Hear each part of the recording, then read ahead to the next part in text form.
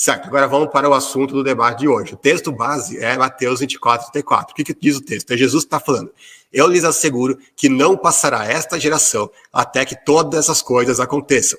Aí vamos para a interpretação, né? Tem várias interpretações sobre essa passagem, que é uma passagem das mais discutidas até hoje na história da interpretação bíblica. Vai ter pessoas que vão falar que geração aqui, que é geneá no grego, significa raça. Por exemplo, o Matheus Angel, que é um amigo meu, também professor de grego, muito fera, ele defende esse entendimento. Ele poderia ter um outro tipo de debate com o monoteísta só sobre com o conceito dele. Depois eu vou falar o meu, né?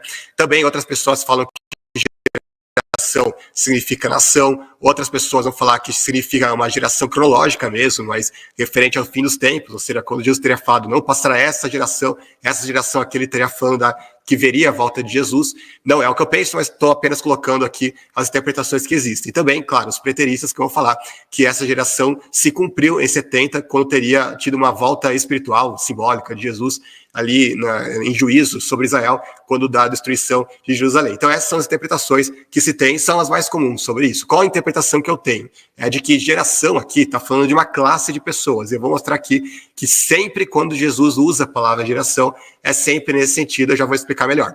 E claro, também tem a posição do meu adversário, né, o monoteísta, que ele vai defender que foi uma mentira, né, que o Jesus, na verdade, fez uma profecia que não se cumpriu, né, e a gente vai ver aqui por que não. Qual é a primeira razão, a principal razão para você entender que não faz sentido defender essa última aqui, que é justamente a de que a profecia não se cumpriu? Porque na visão dos críticos bíblicos, e inclusive no vídeo que o monoteísta fez para me refutar, ele concorda com essa visão, ele reafirma isso, que os evangelhos eles foram escritos depois de 70, até inclusive ou no final do primeiro século, ou no segundo, então não faria nenhum sentido eles colocarem uma falsa profecia na boca de Jesus, sendo que o propósito dos evangelhos é justamente trazer a mensagem de que Jesus é o Filho de Deus. Por exemplo, João vai dizer, Jesus realizou na presença dos seus discípulos muitos outros sinais miraculosos que não estão registrados neste livro, mas estes foram escritos para que vocês creiam que Jesus é o Cristo, o Filho de Deus, e crendo tenham vida em seu nome. Lucas, a mesma coisa, ele vai dizer, eu mesmo investiguei tudo cuidadosamente, desde o começo, e decidi escrever-te o relato ordenado, ó excelentíssimo Teófilo, para que tenhas a certeza das coisas que te foram ensinadas. Então vamos parar para pensar. Que sentido faz um evangelista? Eu vou escrever aqui um livro para provar que Jesus é o Filho de Deus, é o Cristo, que não cometeu nenhum pecado, que a gente tem que abraçar o cristianismo, a mensagem dele e tudo mais. E aí, quer saber? Eu vou botar aqui uma falsa profecia na boca de Jesus para todo mundo ver que ele mentiu, que ele não é confiável. Que sentido faz uma coisa como essa, né? Não faz, obviamente, sentido nenhum. Se o propósito dos evangelhos era justamente mostrar Jesus como sendo Filho de Deus, como sendo, né, para as pessoas terem certeza das coisas que foram ensinadas para elas, né, ou seja, terem certezas do cristianismo, para abraçar a mensagem de Cristo e o evangelho, então não faz nenhum sentido ir lá. E já sabendo que a profecia não tinha se cumprido, mesmo assim fazer questão de colocar uma falsa profecia na boca de Jesus. Então isso não faz o menor sentido. É evidente que para os evangelistas que supostamente escreveram depois de 70, eu estou partindo do pressuposto do meu adversário, cara. Beleza. É evidente que isso daqui ele só vai se harmonizar realmente se alguma das outras interpretações aqui for correta, mas não com a interpretação que ele dá de que isso não se cumpriu. Ok, eu tenho pouco tempo, mas só para resumir. Se tratando de... Agora vamos para os lexos, né, para a concordância de Strong.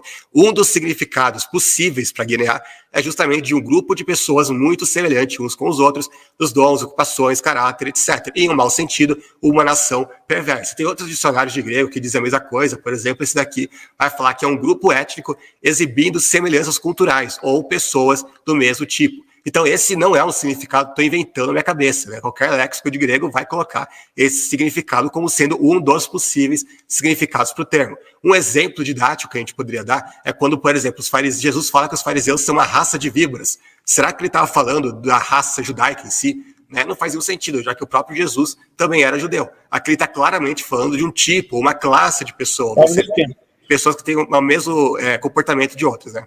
É isso. Beleza, tranquilo. Então vamos agora 5 minutos, né, para a fala do nosso irmão João Alves. João Alves, tem 5 minutos, pode começar. Ok, muito bem. Antes de mais nada, muito obrigado, Lucas, professor Lucas, muito obrigado, Galvão. Boa noite a todos. Sou o professor João Alves Correia, que comanda o canal Monoteísmo Racionalista. E quando eu vi o canal do professor Lucas, eu gostei muito dos temas, enfim, logicamente, são temas que nos atraem, né? E que, de certa forma, nós dividimos algumas coisas em comum, logicamente.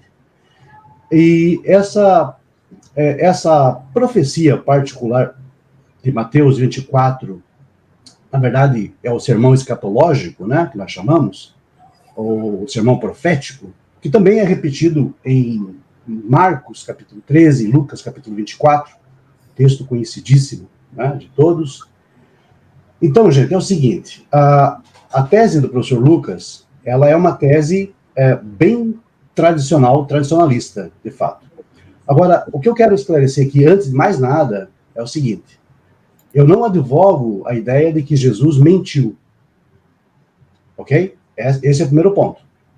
Eu não advogo. Eu posso até chocar muitas pessoas, mas eu não advogo a ideia de que Jesus mentiu. Se alguém mentiu aqui, eu vou abrir aspas, digamos, entre mim, a palavra mentiu. Se alguém mentiu, na verdade, não foi Jesus. Foi quem colocou palavras nele, na boca dele. Ou seja, o redator dos evangelhos. Porque, na verdade, de Jesus, né, obra de próprio punho, nós não temos nada. Primeiramente, nós temos apenas supostos testemunhos de alguém que conviveu, ou de pessoas que conviveram com Jesus e que escreveram o que ele teria dito. Esse é o primeiro ponto que gostaria de assentar aqui com vocês. Ok? Combinado. Não estou falando que Jesus mentiu. Agora, quando eu examino o texto, o que eu percebo no texto é que, na verdade, assim, especificamente o versículo 34, não passará esta geração sem que todas as coisas aconteçam, ou sem que todas as coisas ocorram.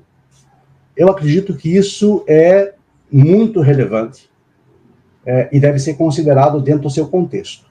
Vamos examinar a palavra geneá, geração, que é o cerne da questão, né? A palavra geneá. A palavra geração, geneá, e eu discordo desse ponto do professor Lucas, a palavra geneá, ela só pode ser usada no sentido negativo se ela for adjetivada negativamente. Por quê? Porque nós temos muitas ocorrências da palavra geneá, geração, em outros contextos do Evangelho, em que ela não é usada de forma negativa. Então, geneá, ela só pode ser considerada negativa, mesmo na boca de Jesus, ou hipoteticamente na boca de Jesus, caso esteja adjetivada negativamente. Geração adúltera, geração perversa, geração incrédula, geração maldosa. Adjetivos negativos fazem com que a palavra geração seja compreendida, claro, de forma negativa. Se eu falo, esta é a geração de Davi, esta é a geração de Abraão, né? Logicamente que eu não estou adjetivando negativamente. E no texto de Mateus 24, vocês podem examinar o texto por completo. Vocês não vão encontrar uma crítica ou então um adjetivo negativo. Por exemplo, Cristo não fala assim, não passará adúltera, não passará esta geração adúltera, não passará essa geração maligna, sem que todas as coisas aconteçam. Então, a falta do adjetivo negativo na palavra geração desclassifica, né, e refuta a ideia de que aqui estamos falando da raça ou das pessoas ímpias, mas sim estamos falando de tempo, das pessoas que viviam naquele momento para as quais Cristo estaria falando. Então, essa é a ideia, o resumo geral, então, do que estamos tratando, né, do tema em si. Precisamos, então, de um adjetivo negativo para que realmente a tese do professor Lucas seja comprovada. Muito obrigado, Galvão. Iremos agora, né, para um segundo momento, né, segunda rodada, onde cada qual terá 15 minutos de exposição aí da sua tese. Então agora você terá mais tempo, né, para solidificar, né, para trazer argumentos sólidos aí para defender a tua tese. Então, eu já queria aqui, deixa eu só configurar aqui o tempo para 15 minutos, já está configurado, tá bom? Então, Lucas... Calma, já está contando o tempo, espera um pouco, volta aí que eu quero só... Não, eu vou voltar aqui. Eu só quero... Coloca na tela, por favor. Assim que colocar na tela, já pode começar a contar o tempo. Strong coloca Mateus 24:34 sob o sentido número 3, ou seja, a totalidade das pessoas que vivem numa mesma época. E a nossa pergunta é, por que será que... Não, é que você colocou antes. Coloca só... Faz o seguinte, coloca o vídeo e no mesmo momento já começa a contar meu tempo. Aí depois eu vou pausar para compartilhar os slides aí. Entendi. Tá bom, então, beleza. Volta o vídeo no começo, isso. É um vídeo curtinho. Eu já voltei. Então vamos lá. Strong coloca Mateus 24:34 sob o sentido número 3, ou seja, a totalidade das pessoas que vivem numa mesma época. E a nossa pergunta é, por que será que o professor não mostrou esta parte? É simples, porque isso refuta a sua concepção e o seu argumento. Então Strong, justamente o material que o professor Lucas Banzoli usa, é exatamente o material que refuta a sua tese. Tá, pode descompartilhar? Peraí, eu vou só apresentar agora a tela. Pode tirar o vídeo já, o Galvão. Tá, compartilha minha tela agora, por favor. Coloca Mateus 24. Peraí, a minha tela agora, a minha tela. Isso, pronto. Tá, já tá contando tempo, né? Tá, então eu tô aqui com o mesmo site que o monoteísta usou lá no vídeo dele, e você percebe que ele tinha sublinhado esse trecho aqui, certo? Só que se você vai aqui, não é a concordância de Strong que tá falando isso. Que tá falando isso é o dicionário léxico grego de Tyler. Ele só tá usando o número de Strong, que é uma coisa muito comum, que quase todo dicionário de grego usa o número de Strong. Mas não é a própria concordância de Strong. A concordância de Strong não traz isso que o Tyler traz. A concordância de Strong está aqui em cima. Ó. Isso daqui é o dicionário grego de Tyler. Então, quando ele falou aquilo, ele passa a impressão de que eu fui desonesto, que eu estou adulterando o dicionário de Strong, que eu passei a minha informação e não é verdade. O trecho que eu tinha colocado no meu vídeo, que ele deu a resposta, é isso aqui, ó. Tá aqui, ó, GNA. Veja se ele coloca alguma coisa sobre Mateus 24:34 aqui. Não dá. Ele simplesmente passa o próximo aqui. Entende? Então, não teve nada de desonestidade que eu usei naquele vídeo. Deixa eu só compartilhar aqui do atual. Então, aqui, para resumir, né? Para resumir, aqui é o que ele tinha grifado, né? O que ele tinha mostrado no vídeo dele, mas era só colocar um pouco mais para cima que já ia aparecer ali. Que, Oi? Eu tô mudo? Oi? Galvão? Eu tô ouvindo, Lucas. Pode continuar. Lucas, você tá mudo. Tá mutado, Lucas. Eu tô mutado? Peraí. Aqui aparece que eu tô ouvindo. Vocês conseguem me ouvir ou não? O pessoal tá me ouvindo, Lucas? Eu tô ouvindo, mas o pessoal do chat tá... Fale aí se eu tô ouvindo. Vocês estão me ouvindo ou não? Tem mais gente falando que não tá me ouvindo. Eita, e agora? O Vini tá ouvindo, o Rafael não tá ouvindo, a Janaína tá ouvindo, a maioria tá ouvindo, mas tem gente que não tá ouvindo. Agora eles estão falando que estão ouvindo. Bom, enfim, a maioria tá ouvindo. Ô, Galvão, você tá mutado. Você tá mutado, Galvão. Galvão, você tá mutado. Desculpa, Lucas, é porque minha esposa que ligou o fone de ouvido aqui, estava conectada aqui no computador, fiquei todo mundo aqui, eu pensei que você que estava desconectado, desculpa. Eu parei Você pode voltar onde eu estava, porque eu nem lembro onde eu tinha parado. Voltei, desculpa aí, foi uma falha técnica aqui. Tá, pode voltar. Eu já posso continuar? Pode continuar, Lucas. Vou liberar aqui o tempo. Eu tinha parado. Peraí. Deixa eu... Tá, então só para retomar o que eu estava falando. O dicionário que ele colocou na tela não era Strong, era o dicionário de Tyler, tá? Então, para deixar claro isso, eu não fui desonesto em nada. Eu não tô acusando também um monoteísta de estar sendo desonesto, mas eu acho que simplesmente foi um erro que ele cometeu ali, né? E talvez ele possa reconhecer isso na próxima fala dele. Eu vou passar isso daqui, mas isso aqui é outra objeção que ele fez no vídeo dele, mas vamos entrar no ponto que ele tratou agora, né?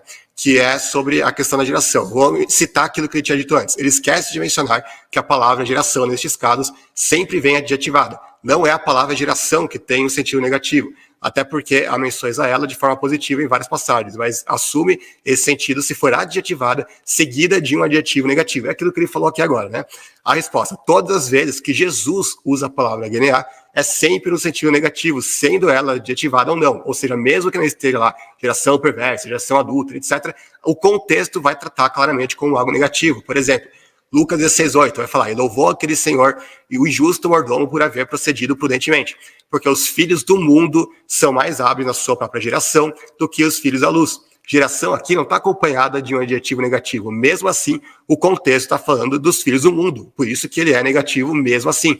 Mateus 12:41 vai falar: os ninivitas ressurgirão no juízo com esta geração e a condenarão, porque se arrependeram com a pregação de Jonas, e aqui está quem é maior do que Jonas. Aqui, mais uma vez, geração não vem acompanhada de um adjetivo negativo, mas ela é condenada. Então, claramente, é uma coisa negativa, né? Pejorativa mesmo assim. Mais um, Mateus 23, 34 e 36, vai falar: e assim sobre vocês recairá todo o sangue justo derramado na terra, desde o sangue do justo Abel até o sangue de Zacarias, filho de Maraquias, a quem vocês assassinaram entre o santuário e o altar. Eu lhes asseguro que tudo isso sobrevirá a esta geração. Mais uma vez, geração não vem acompanhada de um adjetivo negativo, mas o contexto está falando de assassinos. Então, mais uma vez, é um contexto pejorativo, sim. Lucas 11:50. Pelo que esta geração será considerada responsável pelo sangue de todos os profetas, derramado desde o princípio do mundo. De novo, não vem acompanhada de um adjetivo negativo, mas ela é considerada culpada pelo sangue de todos os profetas e, portanto, também é negativo. Lucas 17:24-25. Pois o filho do homem, do seu dia, será como relâmpago cujo brilho vai de uma extremidade à outra do céu. Mas antes é necessário que ele sofra muito e seja rejeitado por esta geração. Mais uma vez, geração não vem adjetivada, mas é uma geração que rejeita Jesus. Portanto, mais uma vez, ela não entra naquilo que o notista falou. Então, para concluir, o requisito que ele impõe como critério não procede diante de uma simples análise dos textos. Eu só peguei alguns aqui para ficar muito longo, mas se você fizer uma pesquisa, eu fiz essa pesquisa várias vezes, inclusive, para me certificar, todos os textos onde Geneá aparece no Novo Testamento, sendo ele uma citação de Jesus, todas as vezes, 100% das vezes, vai estar num sentido negativo, numa conotação pejorativa, sendo adjetivado logo em seguida ou não. E ele deu exemplos aqui, inclusive exemplos que eu mesmo citei depois. Ah, mas a geração de Davi, a geração de Abraão, etc. Sim, de fato, nesse contexto não é adjetivado pejorativamente, mas nunca é Jesus falando isso. É sempre o evangelista, é sempre alguma outra pessoa ali do Novo Testamento. Sempre quando Jesus está falando, sempre sem exceção, a palavra geração é negativa, sendo ela adjetivada dessa forma logo em seguida ou não. Agora a questão é, Mateus 24, será que entra no mesmo contexto ou não? Vamos ver. O contexto todo que fala da geração que não passará. Vai falar da perseguição aos discípulos, e eles os entregarão para serem perseguidos e condenados à morte. E vocês serão odiados por todas as nações por minha causa. Fala da aparição de falsos profetas que surgirão e enganarão a muitos. A aparição de falsos cristos também, que iriam fazer grandes sinais e maravilhas para enganar até os eleitos. Fala também do sacrilégio terrível, como falou o profeta Daniel. Fala também da fuga para os montes de quem estivesse na Judéia. Fala de tempos terríveis para as mulheres grávidas que estiverem amamentando, da maior tribulação que já existiu, como nunca houve no princípio do mundo, nem jamais haverá, do aumento da maldade, devido ao aumento da maldade, o amor de muitos esfriará. Ou seja, todo o contexto aqui também tem uma carga negativa, assim como os outros textos onde Jesus usou a palavra genear. Então está entrando no mesmo contexto das outras passagens. Então, se as outras passagens estão falando de genear no sentido qualitativo e não quantitativo, como eu mostrei aqui, então a mesma lógica se aplica também a Mateus 24. Tá, esse aqui é um outro argumento que ele deu, eu vou voltar nisso mais tarde, mas só recapitulando aqui, que não deu tempo de apresentar tudo na minha introdução inicial, que eu vou só mostrar aqui alguns textos, onde vai mostrar claramente o sentido qualitativo de genear. Por exemplo, Lucas 16:8. Perceba, o texto não está adjetivado, e mesmo assim vai trazer geração no sentido que eu proponho aqui. E louvou aquele Senhor, o mordomo injusto, por haver procedido prudentemente, porque os filhos deste mundo são mais hábeis na sua própria geração, tá genear no grego, do que os filhos da luz. Agora, será que aqui ele está falando de geração no sentido de o conjunto de pessoas que vivem na mesma época, uma geração que dura 40 anos, alguma coisa assim? Claro que não faz nem sentido falar assim. Inclusive a própria NVI, ela vai captar o sentido que o texto está dizendo para a gente e vai dizer, pois os filhos deste mundo são mais astutos no trato entre si do que os filhos da luz. Ou seja, o que está em vista aqui no texto? É simplesmente o tipo de gente que ele está se destinando. Ou seja, os filhos à luz, os ímpios, né, os crédulos e tudo mais, eles são mais hábeis do que as pessoas justas, do que os discípulos de Jesus, do trato entre si. Ou seja, com o seu próprio tipo de gente, com a sua própria classe. É nesse sentido que geração é usada, não no sentido cronológico. Não faz nem sentido aplicar cronologia aqui. O outro exemplo aqui, muito bom, está em Mateus 23, 34 e 36. Vai falar o seguinte: por isso eu lhes estou enviando profetas, sábios e mestres. A uns vocês matarão e crucificarão, a outros açoitarão nas sinagogas de vocês e perseguirão de cidade em cidade. E assim sobre vocês recairá todo o sangue justo derramado da terra, desde o sangue do justo Abel até o sangue de Zacarias, filho de Maraquias, a quem vocês assassinaram entre o santuário e o altar. Eu lhes asseguro que tudo isso sobrevirá a esta geração. Veja como está muito igual o texto lá de Mateus 24. Também aparece o pronome seguido de geração, DNA. Também não está adjetivado, não de geração ímpia, geração adúltera, etc. Mas perceba algumas coisas. Embora ele esteja falando para os fariseus, ele diz que eles assassinaram Zacarias. Agora a pergunta: será que Jesus não sabia, ou o evangelista não sabia, que Zacarias já tinha morrido séculos antes? Né? Não faz nem sentido afirmar uma coisa dessas. Né? O profeta Zacarias já tinha morrido muitos séculos antes disso. E mesmo assim, Jesus fala que os fariseus ali mataram ele. Agora, os fariseus estavam vivos naquela época, aquela geração, qualquer pessoa daquela geração tinha séculos, né, centenas de anos para estar vivo, né, para ter matado Zacarias, aí foi lá e estava vivo até aquela época? Claro que não. Então, por que Jesus fala geração para a geração que matou Zacarias? Que, como se estivesse viva ainda. Porque ele está falando de um tipo de gente. Ou seja, o que Jesus está falando aqui é o seguinte: o mesmo tipo de gente que matou Abel, lá em Gênesis, né, o primeiro assassinato da terra, e que matou Zacarias séculos antes, é o mesmo tipo de gente que vai matar muitos profetas, que vai matar os discípulos, né, matar cristãos e tudo mais, e que é o mesmo tipo de gente que vai receber o juízo divino. Então é isso, ele está falando de um tipo de gente, não está falando de cronologia aqui. Então vamos lá, vamos para mais um texto. Mateus 12, 39 e 40. Uma geração perversa e adúltera pede o sinal miraculoso, mas nenhum será dado, além do sinal de Jonas. Os homens de Nínive se levantarão no juízo com esta geração e a condenarão, pois eles se arrependeram com a pregação de Jonas, e agora está aqui o que é maior do que Jonas. A rainha do sul se levantará no juízo com esta geração e a condenará, pois ela veio dos confins da terra para ouvir a sabedoria de Salomão. E agora está aqui o que é maior do que Salomão. Eu pergunto, será que todas aquela geração seriam condenadas? Até porque não faz nenhum sentido. Inclusive Pedro, ele vai falar, tem outro texto lá que ele vai falar de uma geração eleita, né? E vários discípulos de Jesus, ele já tinha discípulos ali, 3.000 se convertendo no Pentecoste, então não faz sentido falar que toda geração vai ser condenada. Então qual o sentido de geração aqui? Evidentemente que ele está falando no sentido, mais uma vez, qualitativo, ou seja, o mesmo tipo de gente que estava atacando Jesus, condenando Jesus e tudo mais, é esse o tipo de gente que vai ser condenado no dia do juízo. É simplesmente isso que ele está dizendo aqui. Vamos lá, o comentário aqui do Alan Franco, um estudioso do Novo Testamento, ele vai comentar o seguinte: o que caracteriza esta geração em Mateus 23, 36, o uso paralelo mais próximo de DNA, aquele de Mateus 24, 34, não é quantos anos certas pessoas viveram, mas suas qualidades espirituais. Aqueles que rejeitaram Jesus e o mataram são da mesma espécie daqueles que mataram os justos ao longo da história do Antigo Testamento e aqueles que matariam os representantes de Jesus no futuro. O que todas essas pessoas têm em comum não é a era da história em que vive, mas as suas características espirituais negativas. Este é um exemplo vívido do uso qualitativo de geração em Mateus e em outras partes do Novo Testamento e também no Antigo. Deixa eu só tomar um pouco de água aqui para não ficar seco e já volto. Só lembrando, Lucas, tem 3 minutos e 40. Beleza, retomando aqui. Pois o Filho do Homem, no seu dia, será como o relâmpago cujo brilho vai de uma extremidade à outra do céu.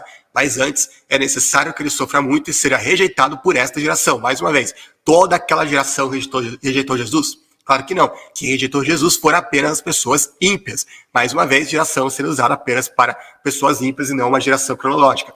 Aqui é o mesmo caso lá que a gente viu de Mateus, da geração que teria matado Abel, que teria matado Zacarias, a mesma geração que está lá, que Jesus condena dos fariseus. Obviamente não é uma geração cronológica, né?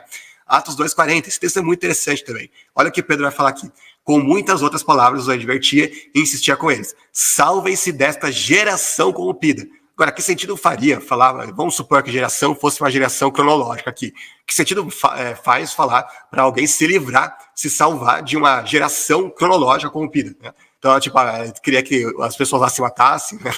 Não faz o menor sentido uma coisa dessas, né? Então, óbvio que aqui ele está falando para salvar desse tipo de gente corrompida, ou seja, não é, como diria a dona Florinda, não se misture com essa gentalha. É isso que eles estão falando aqui, né? Ou seja, salve-se desse tipo de gente corrompida, esse tipo de gente pecadora, ímpia, etc. É isso que ele está falando aqui. E não de todas essas pessoas que existiam naquela época, ou alguma coisa do tipo. Vamos lá, 1 Pedro 2,9 vai falar: vocês são geração eleita, sacerdócio real, nação santa, etc. Agora, o que sentido faz? Vamos supor que fosse cronologia aqui. Que sentido faz se a gente já viu vários textos falando da geração como sendo ímpia, ele fala de geração eleita aqui? Né? Claro que ele não está falando de cronologia aqui, ele está falando do tipo de gente, no caso, os cristãos, que ele está direcionando a carta aqui. Né? Aqui mais uma, aqui para ver o contraste. Vocês são filhos de Deus inculpáveis no meio de uma geração corrompida e depravada. Filipenses 2, 14 a 15. Agora, como é? Será que está contradizendo Pedro? Que Pedro falou que a geração é eleita e aqui Paulo fala que a geração é corrompida e depravada? Que sentido faz isso? O mesmo sentido que a gente acabou de falar. Pedro fala de um tipo de gente, qual tipo de gente? A igreja, os santos, que são eleitos, e Paulo está falando aqui dos ímpios. Mas por isso é uma geração corrompida e depravada. Então o sentido é sempre esse. Se a gente vai para o Antigo Testamento, a gente já vê alguns exemplos disso. Por exemplo, Salomão, lá em Provérbios, ele vai dizer: há uma geração que amaldiçoa seu pai, outro que não obedece sua mãe. Uma geração que é pura aos seus próprios olhos. Uma geração cujos olhos são altivos. Uma geração cujos dentes são espadas, etc. E tal. Será que ele está falando, tipo, uma geração de 40 anos que amar, aí vem uma outra geração que é só boa e é substituída por uma outra geração que é ruim? É isso que ele está falando aqui? Claro que não. Aqui é o mesmo sentido de tipos de pessoas que são boas e tipos de pessoas que são más, que são ímpias. É o mesmo sentido que Jesus usa. Vamos lá. Salmo 14:5 vai falar: ali se acharam... Um minuto. Tá. Então, só para terminar aqui, eu preciso muito retomar um ponto que é o ponto mais importante na minha argumentação. Não é nem mesmo a questão da geração em si. É o ponto que ele tinha tratado lá. Ele falou: Jesus não mentiu. Quem mentiu foram os que colocaram isso na boca de Jesus, no caso, os redatores dos evangelhos, né? Só que tem um problema muito grande, porque eu vou repetir aquilo que eu argumentei na minha introdução.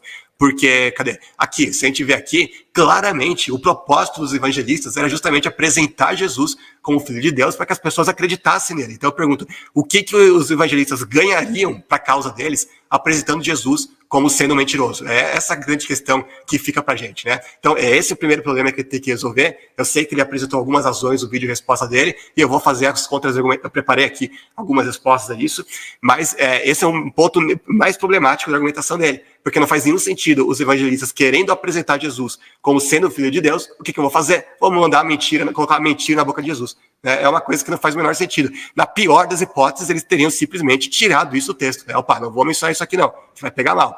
Mas eles fazerem questão de incluir uma mentira não faz sentido. Ok. Por sua vez agora, né, o professor João Alves também terá 15 minutos para fazer a exposição em defesa da sua tese. Professor João Alves, está por aí? Estou por aqui, Galvão. Pronto. Posso soltar o tempo? Pode, por favor. Ok. Começou. Muito bem. Ok. Ouvi aqui atentamente as argumentações do professor Lucas. E vou começar por onde ele terminou, sobre a questão dessa questão da mentira. Bom, primeiramente eu falei se houve mentira. É condicional. Então, eu não estou aqui, logicamente, para julgar se Mateus mentiu, Jesus mentiu, etc. Isso, na verdade, prescinde a ideia do debate, né? O que acontece é o seguinte: quando Jesus diz não passará esta geração sem que todas essas coisas aconteçam, ele está falando sobre, examinando o contexto do capítulo 24, você vai ver lá no versículo 1, que os discípulos saem, juntamente com Jesus, do templo, e eles apontam para os edifícios do templo e dizem: veja só, mestre, que pedras, e que edifícios, que construções magníficas. E ele fala: não vai ficar aqui pedra sobre pedra que seja derrubada. E depois, na sequência, estando no Monte das Oliveiras, eles perguntam o quê? Que sinais haverá da tua vinda e do fim do mundo? Isso nas nossas versões em português. Então, o que acontece? Quando eu falo fim do mundo, sinteria que é o fim no grego, essa é a conclusão. E eonos, que no grego significa era, não é mundo no sentido planeta. Eonos, quando você vai pesquisar no grego, o que você vai encontrar? Eonos é era, época, era, época. Então, o fim do mundo, como está lá nas nossas versões, infelizmente é uma péssima tradução. Jesus está falando de tempo. Eonos significa tempo. No grego moderno, inclusive, significa século. Eu posso dizer isso com total tranquilidade, porque eu sou professor de grego, além de hebraico bíblico. Quando você olha eonos, era, época, você associa com a geração Genea do 34, e a que conclusão você chega? Estamos falando de tempo. Estamos falando de época. Isso é o contexto. Não só o contexto na própria língua portuguesa, como no grego. Agora, é claro que as nossas traduções, elas têm esses problemas sérios de compreensão. Eonos nunca significou mundo. Mundo no grego é cosmos. Cosmos, de onde nós temos a palavra cosmologia, cosmógrafo, enfim, cosmos. Não tem nada a ver com eonos. Eonos é do éon, da era, da época, do momento. Então, sintelia, do eonos, significa a conclusão dos tempos. Que tempos? Que tempos são esses? Os tempos relativos àquilo que o contexto está dizendo. Notem, senhoras e senhores, ele sai do templo. Do que ele está falando, então? Do templo. E os discípulos, então, perguntam que sinais haverá da tua vinda e do fim dos tempos. Aí você associa com 24:34, geração, GNA, que significa realmente aquelas pessoas que vivem naquele momento. E por que eu digo isso? Agora, trazendo para cá aquilo que o professor Lucas colocou no princípio da sua argumentação, sobre o dicionário, sobre strong e tire. De fato, o número é strong. O dicionário é tire, e realmente é isso mesmo que ele disse. Porém, o professor Lucas usou tire. Usou tire, o dicionário. Só que é o seguinte, ele elegeu algo que, de certa forma, consolidasse o seu argumento. Ele não viu o contexto logo abaixo, aonde o próprio Thayer alista Mateus 24:34 como o grupo de pessoas que vivem em determinada época, em determinado momento histórico. Então foi isso que eu questionei. Não, na verdade, não a questão do Strong ou Thayer, não é isso. Não é uma nomenclatura que eu estou questionando, mas sim a aplicação. E a aplicação está fora do contexto. Está fora da própria ideia do Thayer, que é o dicionário que, inclusive, o professor Lucas colocou na sua apresentação, no seu vídeo. Certo? Então, só para esclarecer isso. Agora, com relação à ideia de geração, o que o professor Lucas colocou é muito apropriado, sim, lógico, porque toda vez que Jesus fala geração, ele fala justamente para aquela geração que o rejeitou. Eu quero deixar bem claro que nem todos os judeus rejeitaram Jesus, obviamente. Mas ele está falando para aquela geração incrédula. Ele está falando para aquela geração que não o acatou como Messias. Essa é a ideia do próprio evangelho em si. Então, eventualmente, mesmo em Mateus capítulo 12, existe a ideia de geração má e adúltera. Então, ele está adjetivando. Só que o verso que o professor mostrou, na verdade, é um verso 41 e 42, onde não existe o adjetivo negativo. Porém, no verso 39, verifiquem em suas Bíblias, existe geração má e adúltera. Uma geração má e adúltera pede um sinal. Depois, o contexto, logicamente, é todo negativo. Obviamente. Né? É o que esperaríamos. Afinal de contas, ele estava contrapondo os seus antagonistas, que ele os via como uma geração má e adúltera, uma geração incrédula, enfim. Então, o próprio contexto já, de certa forma, transpira essa negatividade na palavra de Jesus em relação àquela geração que não o aceitou. Porém, eu quero deixar bem claro, senhores e senhoras, que nem todos os judeus, logicamente, rejeitaram Jesus, é claro.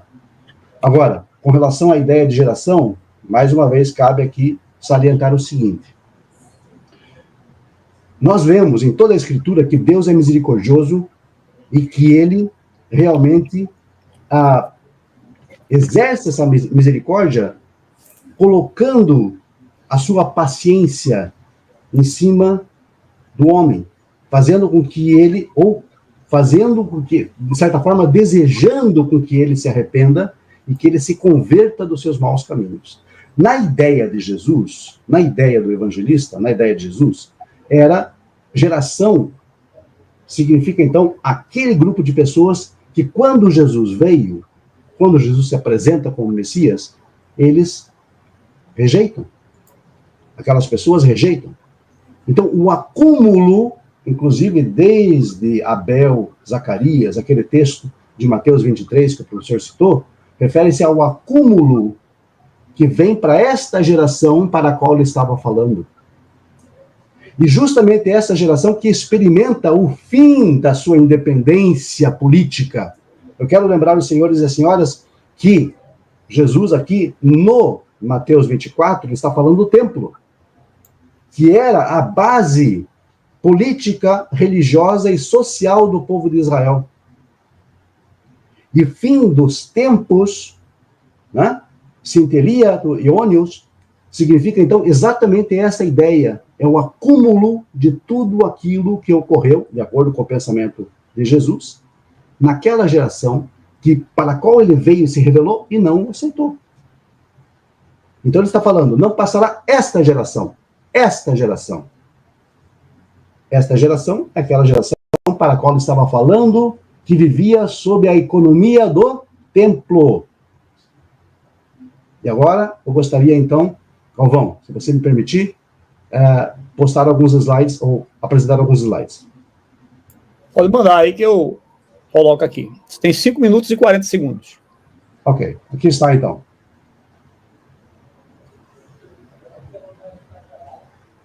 Já aparece? Não, não. Você tem que compartilhar comigo aqui para eu disponibilizar. Vou compartilhar com você. Espera só um minutinho, então. Vou tentar ver onde que eu acho isso aqui. Configurações. Áudio. Galvão, pausa o tempo dele enquanto isso. Pausei, Lucas. Talvez eu não vá achar aqui. Eu acho que tem aí, você bota aí, apresentar. Tem um aparecendo aí, eu acho.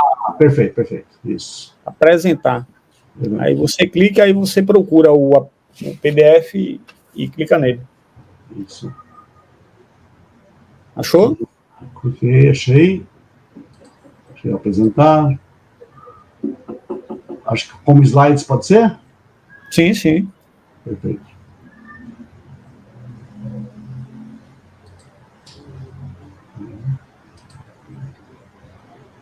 Vou enviar o arquivo aqui então, só um minutinho. Certo.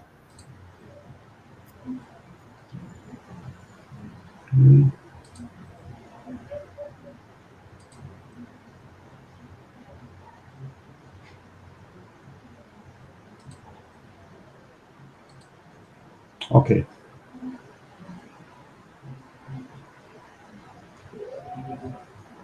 Não apareceu para mim ainda aqui, não. Não subiu? Não, não.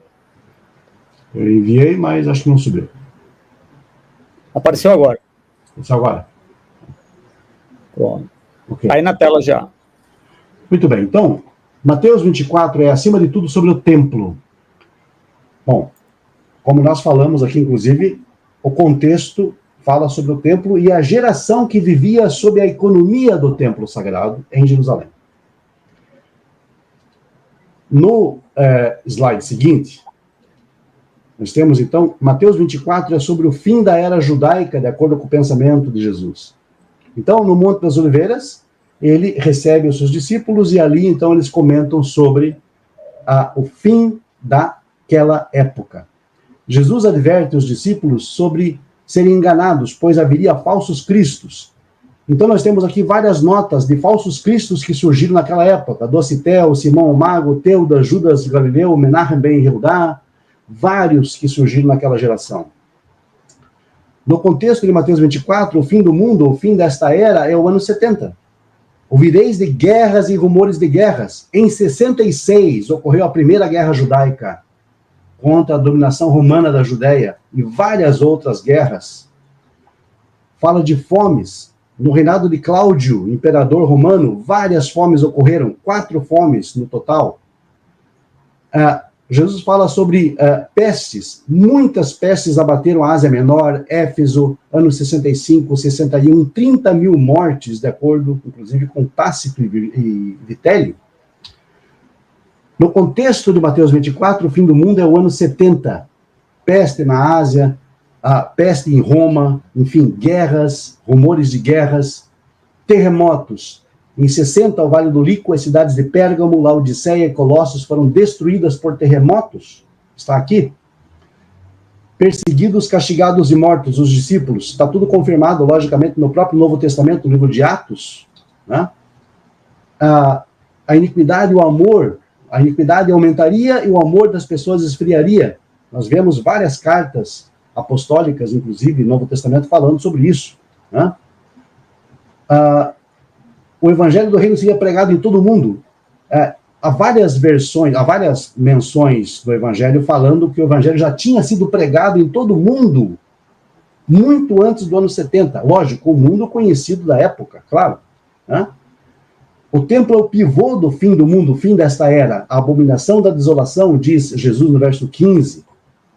A instalação dessa abominação da desolação. Lembrando que Jesus está falando de eonas, de tempo, de era e geração. Jesus ordena que as pessoas fujam para os montes que estavam na Judéia, exatamente como aconteceu na destruição do templo. Fala-se então sobre o advento de uma outra era, esse relâmpago que representa a rapidez, o aspecto da súbita vinda prometida de Jesus, né? Que a igreja vivia, na verdade, numa esperança de que isso logo acontecesse. Então, onde estiver o cadáver, se ajuntarão as águias. Mateus 24 e 28. A águia é o símbolo do Império Romano, dos estandartes romanos. Tem várias, aqui inclusive, várias referências históricas sobre isso. O cadáver representa aquela geração decadente, segundo o próprio Evangelho. Né? Vinculado também à queda de Jerusalém. Essa ideia dos astros se ocultarem, se esconderem, tudo isso, na verdade, representa exatamente o juízo sobre as cidades, de acordo com Isaías 13:10, Tiro, Isaías 24:23, Isaías 34:4, Bosra e Idumeia. Então, são figuras de linguagem usados justamente para mostrar o juízo sobre certas cidades e sobre algumas regiões. Então, no contexto de Mateus 24, o fim desta era, o fim do mundo, entre aspas, já aconteceu, já ocorreu. Então, esses sinais que eu estou aqui referenciando... Um minuto, João. Ok, obrigado, Galvão. De Mateus 24, isso tudo já ocorreu, com farta bibliografia, inclusive mostrando isso, sem sombra de dúvidas. Temos aqui todos, então, os momentos. Então, não passará essa geração. Ou seja, como vimos, tudo foi dito no contexto anterior de Mateus 24, ocorreu nos limites daquela exata geração, anterior ao ano 70. Então, é o fim de uma era, não é o fim, logicamente, do mundo escatológico, como, por exemplo, alguns pretendem lá na frente ainda. Então, de certa forma, Jesus não mentiu, mas Mateus, o autor, no caso, escreveu assim, e as pessoas simplesmente, hoje em dia, acabam entendendo totalmente equivocada a forma como está dentro do contexto. Né? Sem contexto, realmente não há como você conciliar esses fatos. Você está mutado, Galvão. Beleza, terminou o tempo, né? Terminou o tempo. Eu, às vezes, estou mutado aqui. Mas vamos lá agora, pessoal, para a terceira rodada, né? Que agora são de 10 minutos. onde Lucas Banzoli agora terá mais 10 minutos para expor a sua tese. Deixa eu só mudar aqui, colocar 10 minutos. Vamos lá. Vai compartilhar a tela, Lucas? Depois, quando eu for compartilhar, eu aviso, aí se pausa para eu colocar, tá? Tudo bem, então. Vamos lá. 10 minutos, Lucas. Vai pronto.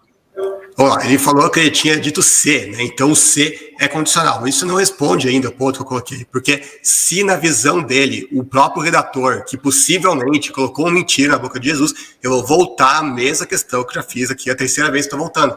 Por que que ele iria colocar na boca de Jesus algo que não se cumpriu, algo que seria uma mentira? Para enganar as pessoas, para fazer as pessoas não acreditarem no Evangelho e não confiarem nas palavras de Jesus. Seria, inclusive, o contrassenso. Até porque, pelo que ele argumentou aqui, dá a entender que tudo aquilo que Jesus falou em Mateus 24 se cumpriu realmente, exceto a parte da volta dele. Porque ele colocou ali, fez uma série de interpretações ali, que é exatamente aquilo que os preteristas sempre fazem. A gente já debateu sobre isso, debateu isso muitas vezes. Eu vou mostrar aqui isso também. Mas, menos a parte que fala da volta de Jesus, né? Então, por que que os evangelistas, escrevendo depois dos eventos, eles iriam acertar acerca de tudo aquilo que tinha acontecido, iriam inventar um discurso de Jesus, porque o próprio Jesus histórico nunca teria feito essas profecias, mas aí, justo na hora que chega na volta de Jesus, aí, opa, errei. Né? Não faz sentido isso, é uma interpretação que realmente não faz o mínimo de lógica. Ele falou que eu usei o Tyler. Não, eu inclusive mostrei o trecho dele, e depois eu vou reassistir o meu vídeo inteiro para ver se eu tinha citado o Tyler mesmo, mas no meu vídeo lá tá apenas a concordância de Strong que eu tinha colocado na tela, o trecho que eu passei dele é ele dizendo que eu tinha citado Strong e que Strong tinha me refutado. Aí eu mostrei que não, que aquilo que ele tinha mostrado como sendo Strong, na verdade era do Tyler, e então, obviamente, o Strong não me refuta. Então eu não tinha citado o Tyler, eu tinha citado o Strong, ele falou que o Strong me refutava, mas na verdade ele estava confundindo o Strong com o Tyler. Então foi aqui uma gafe, né, que ele cometeu e não algo que eu tinha errado. Aí tá, ele fala que no início da perícope ele adjetiva a geração ali no texto de Mateus 23. Beleza, eu vou, pausa meu tempo, Galvão, para eu compartilhar a tela aqui.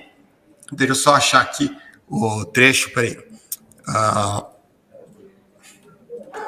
Pode colocar na tela, por favor? Certo. Aqui, vamos para a perícope, porque é de Lucas 16:8. Vai falar, e louvou aquele senhor, o injusto mordomo, por haver procedido prudentemente. Porque os filhos do mundo são mais hábeis na sua própria geração do que os filhos da luz. Aqui eu já expliquei como que essa geração aqui é inaceitável, inadmissível interpretar como sendo uma geração cronológica. Não vou voltar a argumentar, eu já argumentei isso e não refutou. E aí eu vou apenas mostrar que ele deu o argumento de que no início da perícope, lá no texto de Mateus, tá falando lá, tá qualificando, né? Tá falando geração ímpia, geração etc. Só que aqui nesse texto não tem nada que vai adjetivar a geração. Inclusive, se a gente for no capítulo inteiro, a única vez que a palavra geração aparece é justamente aqui. É justamente aqui no verso 8. Então, sim, é perfeitamente possível que Jesus estivesse citando a palavra geração sem estar sendo adjetivado nem naquele versículo, nem na perícope. E eu já provei aqui em todo o contexto de Mateus 24 que sim, ele está falando de geração ímpia, de pessoas ímpias, porque todo o contexto está falando de um teor negativo, de um teor pejorativo. Então essa refutação também não cola. Bom, ele também falou, aquele texto se refere ao cúmulo que vem para aquela geração que ele estava falando. Pausa meu tempo de novo, Galvão, porque eu vou só mostrar aqui o outro texto que eu tinha citado. Deixa eu compartilhar a tela de novo. Pode colocar já. Certo, vamos lá. E assim sobre vocês recairá o sangue justo derramado na terra, desde o sangue do justo Abel até o sangue de Zacarias, filho de Baraquias, a quem vocês assassinaram entre o santuário e o altar. Eu lhes asseguro que tudo isso sobrevirá a esta geração. O mais importante aqui, que ele não está observando, não é a questão da geração aqui, é justamente o fato de ele ter dito explicitamente que quem assassinou o Zacarias aqui, e dá a entender, inclusive, que assassinou o próprio Abel, foram justamente esses que ele estava se referindo ali. A quem vocês assassinaram. Eu pergunto, as pessoas ali para quem ele estava falando efetivamente naquela ocasião, algum deles estava lá, né, assassinando o Abel, estava lá na época, estava Caim, Abel e os fariseus lá, né? Não, estava lá Caim, estava lá o Zacarias, filho de Baraquias, e estavam os fariseus lá matando eles. Não estava. Então eu pergunto, se nenhuma pessoa da época dele que estava ouvindo aquele discurso sobre quem ele estava falando diretamente, tinha realmente assassinado Abel ou Zacarias, por que ele diz, vocês assassinaram? É óbvio que aqui ele está usando geração no sentido qualitativo, Ou seja, você, é que nem como se eu falasse, né? Sei lá, estou discutindo com um católico, eu falo, vocês mataram o John Hus na Inquisição. Obviamente, aquele católico para o qual eu estou falando, dirigindo ali as palavras, ele não matou o John Hus, ele não estava vivo naquela época. Mas eu estou falando do tipo de gente, né, da classe que ele representa, no caso dos católicos. Aqui é a mesma coisa, quando ele fala essa geração assassinou o Zacarias e também o Abel, ele está falando justamente no sentido qualitativo. Ou seja, o mesmo tipo de gente que assassinou o Zacarias, que assassinou Abel, é o mesmo tipo de gente que mataria os profetas e tudo mais. É apenas disso que ele está falando. Inclusive, o texto não limita isso, porque ele fala que iria ser responsável por todo o sangue derramado na terra. Ou seja, até Jesus voltar, todo o sangue derramado seria a culpa daquela geração. Qual geração? A geração de Jesus? Não. A geração no sentido qualitativo, do mesmo tipo de gente que tinha feito todas essas atrocidades aí. Então é esse o ponto que ele não está compreendendo. Deixa eu ver aqui o que mais que ele disse. Ele falou, no contexto de Mateus 24, o fim do mundo é o ano 70. Ele falou deixa eu compartilhar a tela novamente, peraí. Pausa meu tempo aí. Se puder colocar na tela, por favor. Galvão, está mutado, Galvão. Oi, Lucas. Estou compartilhando a tela, por favor. Isso. Tá, vamos voltar lá para Mateus 24. Vamos lá. Vamos ver se tudo que ele falou, realmente Jesus fala ali da destruição do templo, que seria um prelúdio daquilo que seria a volta dele, é uma tipologia, inclusive Jesus usa muito de tipologia no Mateus 24, inclusive com aquilo que se cumpriu em Antigo Epifânio, ele usa como forma tipológica daquilo que iria se cumprir ainda no futuro, e olha o que ele vai dizer aqui, vários pontos que vão provar que Jesus não estava falando apenas aquilo que aconteceria naquela geração cronológica. Vamos lá. Assim, quando vocês virem o sacrilégio terrível do qual falou o profeta Daniel, no lugar santo, quem lê entenda, então os que estiverem na Judéia fujam para os montes. Agora, se quem profanou o templo foi Tito, então como é que iria dar para fugir para os montes, né? Já seria tarde demais, já que ele teria profanado ali, né, por ocasião da própria destruição de Jerusalém. Não faria o menor sentido. Primeiro vem o sacrilégio terrível e só depois vem a tribulação. Mais um, verso 14. Este evangelho do reino será pregado em todo o mundo, como testemunha a todas as nações, então virá o fim. Agora eu pergunto, o evangelho foi pregado a todo mundo, a todas as nações? Ele falou que sim, mas ele não citou o único texto bíblico que afirme isso. E para piorar, né, ainda tem várias regiões do mundo, por exemplo, a Espanha. Paulo queria pregar na Espanha, mas não tinha nem conseguido chegar lá ainda. Né? Então é um lugar onde o evangelho não tinha chegado antes de 70. E tem várias outras regiões que já eram conhecidas deles naquela época e que eles não tinham pregado. Né? Vamos lá, verso 21. Porque haverá então grande tribulação, como nunca houve desde o princípio do mundo. Aqui está cosmos, né? Que ele fala que é mundo mesmo, né? Até agora, nem jamais haverá. Aí eu pergunto, essa foi a maior tribulação que os judeus já tinham passado em toda a sua história? Claro que não. E, no entanto, ele fala isso, né, como sendo aquilo que teria acontecido no contexto da grande tribulação. Lucas 21, 25. Haverá sinais do sol, na lua e nas estrelas. Na terra, as nações se verão em angústia e perplexidade, com o bramido e a agitação do mar. Agora, quando foi que as nações ficaram em angústia, as nações, o plural, ainda por cima, por causa de uma guerra local que nem sequer envolvia elas? Né? Não faz o menor sentido.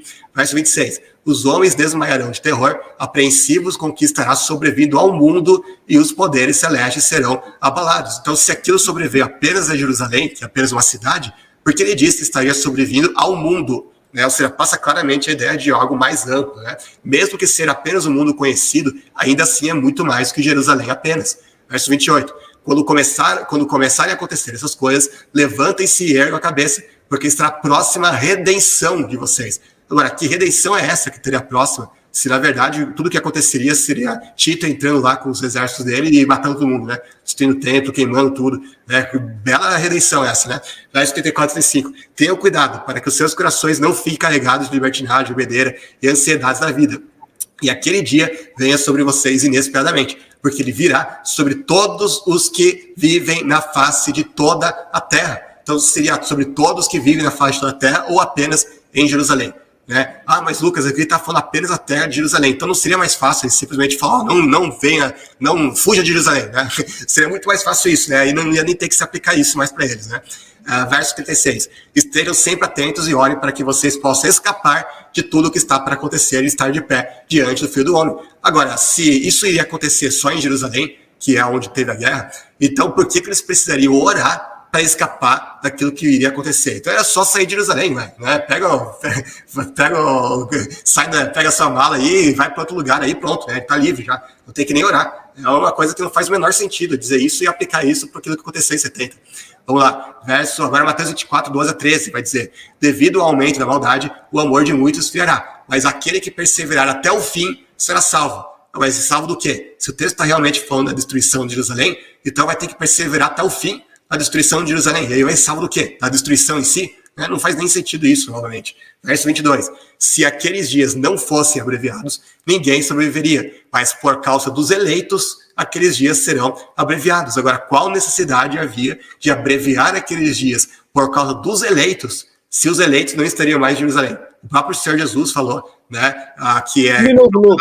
Beleza, que é para orar, para não passar por nada daquilo. Né? Então, mais uma vez, o texto que não faz sentido. Mais um, ele vai falar: pois aparecerão falsos cristos e falsos profetas que realizarão grandes sinais e maravilhas para, se possível, enganar até os eleitos. Eu pergunto, quantos falsos cristos apareceram entre 33 e 70 depois de Cristo? Não existe um único registro histórico de um falso Cristo, não um falso profeta. Um falso profeta teve muitos, mas falso Cristo não teve nenhum. Os preteristas gostam de falar esse ou aquele. Se você pesquisa a história deles, nenhum deles se dizia Cristo. Vamos lá. Verso 29. Imediatamente após a tribulação daqueles dias, o sol escurecerá, a lua não dará sua luz, as estrelas cairão do céu, os poderes celestes serão abalados. Isso aconteceu? Não. Eu pergunto, se eles escreveram depois de 70, como é que eles poderiam colocar no evangelho coisas que não aconteceram, que eles sabiam que não ia acontecer, que não tinha acontecido? Né? Mais uma vez, não faz nenhum sentido. E claro, aí vai chegar na volta de Jesus, que ele fala que foi a mentira que os evangelhos colocaram, possivelmente, tá, beleza? Mas assim, por que eles iam colocar uma mentira, sendo que o propósito deles era fazer que as pessoas que lessem o evangelho acreditassem em Cristo, e aí eles iam lá e colocar uma mentira na boca de Jesus, depois de ter acertado a perícope inteira, chega no final, no grande finale, vou inventar uma mentira aqui. Que sentido faz isso, né? Então é esse o ponto que ele tem que explicar pra gente, que ainda não foi bem explicado. Beleza, Lucas. Acabou o teu tempo. Agora, João Alves, você tem 10 minutos, né? Assim, na sua vez, por sua vez. E eu vou já... Posso soltar o tempo? Ok, Galvão, pode soltar. Vamos lá. Vamos começar, então, respondendo essa questão que o professor Lucas colocou no final aqui. Gosto sempre de começar pelo final. Sobre a ideia de geração. Se, no caso, não passará essa geração até que todas as coisas aconteçam, e se a ideia de geração é exatamente isso que o professor Lucas defende, que lógica teria, digamos, de Jesus ter falado não passará esta geração, se essa geração tivesse passado quando as coisas aconteceram, sobre quem seria executado o juízo? Sobre quem seria executado o juízo? Se aquela geração, e se a referência à geração aqui, em 24, 34 de Mateus, é, digamos, no sentido pejorativo, negativo, que lógica faria de Jesus dizer não passará esta geração sem que todas as coisas aconteçam? Porque se passasse, sobre quem seria exercido o juízo? Sobre quem? Conseguem fazer aí a racionalização da coisa? Como funciona isso? Sobre quem seria exercido o juízo se aquela geração, de acordo com o professor Lucas, fosse exatamente isso que ele está dizendo? Sobre quem seria exercido o juízo? A geração passou. Então, que lógica teria de Jesus falar uma barbaridade dessa? Então, na verdade, muitos intérpretes cristãos acabam, na verdade, difamando a pessoa de Jesus, fazendo com que ele minta. Porque não tem lógica. Se a geração passasse, sobre quem seria exercido o juízo? Se essa ideia de geração fosse realmente aquelas pessoas ímpias, ou aquela carga de pessoas que vieram fazendo impiedades desde a época da fundação do mundo até agora. É essa a ideia? Mas se essa geração passasse, sobre quem seria exercido o juízo? Racionalizem, senhores e senhoras. Sobre quem seria exercido o juízo? Jesus está falando daquele momento, daquelas pessoas que viviam naquele momento, juntamente com ele, sobre os quais, de acordo com o entendimento de Jesus, recair Não tem nada a ver, não tem a ver, digamos, com o sentido de mataram Abel, mataram os profetas. É recair sobre aquela geração. Recair não tem nada a ver de estar fazendo isso. Ninguém matou Abel. Ninguém matou os profetas daquela geração. Mas é recair. O texto é muito claro quando fala em recair sobre toda essa geração, sobre esta geração. Com relação à parábola, e fala sobre a geração dos filhos da luz, filhos das trevas, o próprio título da parábola já refuta o professor Lucas. Parábola do mordomo infiel. Já está categorizando que tipo de geração esse mordomo pertence. Já está negativando a ideia da geração. Então, mais uma vez, não se sustenta a tese. Não se sustenta a tese. Né? Jesus, então, está falando, relembrando vocês do versículo 2, né? Quando ele fala sobre a ideia de fim dos tempos. Tempo é a ideia de cronologia, não tem nada a ver com pessoas, com índole de pessoas. Recairia sobre aquela geração todas aquelas coisas. Por quê?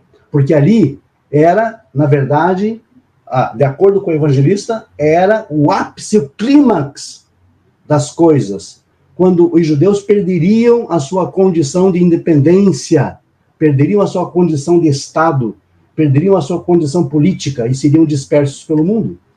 Então, o evangelista, quem escreveu isso, na verdade, poderia até pensar, bom, como o professor colocou, inclusive, sobre isso, mas que lógica teria, né, se as pessoas deveriam crer em Jesus, deveriam ter essa esperança do evangelista colocar uma profecia falsa na boca de Jesus? Não é profecia falsa, é, na verdade, ex evento. Já tinha acontecido isso e foi colocado isso, na verdade, dentro do texto. Simplesmente isso. Por quê? Porque todos, o peso acadêmico hoje coloca o texto de Mateus muito para lá da destruição do templo. É como se fosse uma perícope inserida, inclusive, toda a perícope escatológica inserida dentro do contexto, para justamente mostrar, olha, isso aqui é a punição para os judeus. Que, inclusive, isso deu, inclusive, um start para o sentimento antissemita no mundo, se vocês não sabem disso, ok? Então, o que acontece é que a ideia de geração não tem a ver com pessoas de certa índole, mas tem a ver justamente com aquele momento em que as pessoas viviam e que seria o fim do regime do templo, o fim da economia do templo em que as pessoas viviam. Sobre fuga, sobre terra dentro do contexto de 2000 anos atrás, não era exatamente o mesmo contexto que nós temos hoje de planeta, minha gente. Não era. Sobre pessoas, sobre nações, não era o mesmo contexto. Porque eu quero lembrar vocês que a antiga Judéia se dividia em Judéia, Galileia, Gaula Nítida, Decápolis. São essas etna que o texto está falando. Porque, na verdade, é isso que ocorreu. E, de acordo com os anais inscritos, inclusive, no Panarion de Epifânio, as pessoas que estavam em Jerusalém fugiram, de fato, para Jerusalém, para a Gaula Nítida, e ali se estabeleceram os primitivos cristãos. Fugiram da cidade de Jerusalém. Porque era o fim daquela economia. Agora começava, de acordo com o evangelista, a economia da igreja. E a vinda de Cristo, na verdade, era o juízo na mesma metodologia de Isaías capítulo 13, onde o Senhor vem sobre Babilônia para fazer juízo. Porém, não o Senhor vem, mas ele vem pela mão de medos e persas. Quando Gobrias entra na cidade de Jerusalém, na cidade da Babilônia, né, no mês de outubro de 539, é o Senhor agindo por meio de Gobrias, trazendo juízo. E o texto de Isaías 13 diz que o Senhor vem com uma grande encenação, exatamente na mesma proporção em que Jesus viria, por exemplo, com seus anjos? Então, o problema não é Jesus, o problema não é Mateus, o problema são os seus intérpretes. Os seus intérpretes estão devendo muito em termos de conhecimento acadêmico. E, voltando à ideia do Tyre, que a gente está falando ali, de fato, o professor citou Tyre. Ele citou o número de Strong, mas ele citou exatamente aquilo que era, digamos, de acordo com a sua percepção. Porque se ele fosse um pouquinho mais abaixo, um número mais abaixo, ele viria que Tyre coloca Mateus 24, 34 sob o número das pessoas que viviam naquele momento histórico. Então, colocando isso desta forma clara, específica, eu quero perguntar sobre quem seria exercido o juízo, então, caso a geração tivesse esse sentido que o professor Lucas coloca. Se a geração passasse, que lógica teria, então, de ser cobrada? Quem seria cobrado? Não faria lógica, não faria sentido Jesus falar uma bobagem desse tamanho. Então, ele não está falando de pessoas. Ele não está falando da índole das pessoas. Ele está falando, na verdade, daquele momento, daquelas pessoas com as quais ele convivia, sobre a qual recairia, como recaiu, lógico, ainda que seja ex-evento, sobre toda aquela geração, que já estava, inclusive, escrito nos profetas, inclusive, tudo isso. Cabe salientar. Nos profetas estava escrito tudo isso. Daniel 9 é um exemplo clássico disso. Joséfo, inclusive, traz isso na exata proporção do Evangelho. Na exata proporção do Evangelho. Dizendo que ali acabou o mundo, o mundo judaico, acabou aquela era uma outra era. E as pessoas fugiram e a igreja começou, então, a se movimentar no mundo a partir de então. Sobre o evangelho pregado a todo mundo, então, foi Paulo que mentiu, não fui eu, porque Paulo diz exatamente isso em várias das suas epístolas. Muitas referências, não só Paulo, mas também outras referências também existem dentro do texto. Eu não vou poder citar até agora, porque acho que meu tempo já está até acabando, né? Colossenses 1:6, 1 Tessalonicenses 1:8-10, Romanos 1:8-9. Ok. O tempo acabou, né? Iremos agora para uma outra rodada. Agora é a rodada número 4. Será uma rodada de 5 minutos para cada debatedor. Tá bom? Mas antes de eu passar o tempo para vocês, deixa eu só falar com a galera aqui do chat. Pessoal, eu coloquei aqui 3 perguntas, favoritei, né? 3 perguntas, não foram superchats, mas eu favoritei 3 perguntas até então. Então, eu gostaria de pedir aos senhores que estão aí no chat que direcionassem perguntas tanto para o professor João Alves, como também para o professor Lucas Banzolo, que depois desta rodada aqui eu vou direcionar as perguntas para ambos os debatedores. Lucas, você tem 5... Antes de começar, só me avisa quando faltar um minuto, que eu vi que você não avisou o monoteísta agora, e eu preciso que você... eu não avisei a ele porque o tempo estava na tela. É que eu não necessariamente vou estar... Eu estava vendo mesmo, Galvão, verdade. O tempo estava na tela, então eu acredito que ele estava vendo, é por isso que eu não avisei. Se eu estiver apresentando algo, talvez eu esteja vendo. Quando você estiver apresentando, você não vai estar vendo, aí eu falo, tá bom? Mas você pode me interromper, faltando um minuto para me avisar. Tá bom, beleza, então. Tranquilo, Lucas. Vai compartilhar alguma coisa, Lucas? Depois, começando não. Tá bom, então. Beleza, então vamos lá, vou liberar aqui os 5 minutos, pode começar.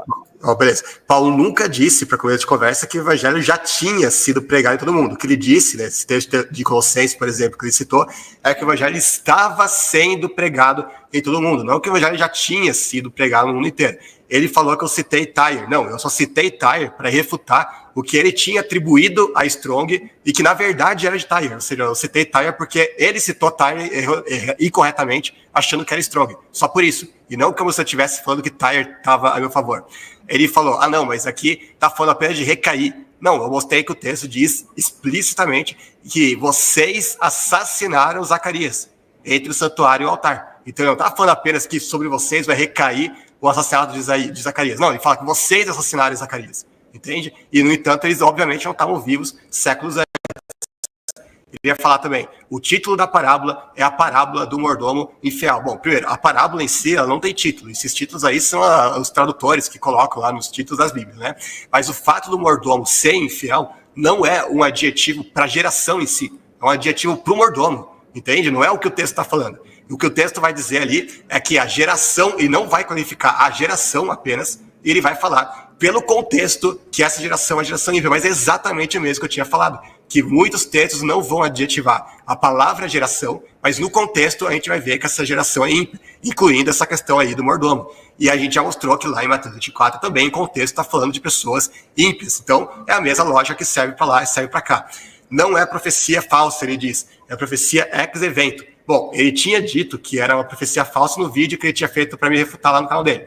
Aqui mesmo, na primeira fala dele, ele tinha dito que os evangelistas podem ter colocado uma mentira na boca de Jesus. Ele disse isso. Aí agora ele falou que não, que na verdade é um caso, não é uma falsa profecia, é apenas ex-evento. Beleza. Mas se é ex-evento, por que aquele tanto de coisa que eu mostrei na minha fala passada e que não se cumpriu?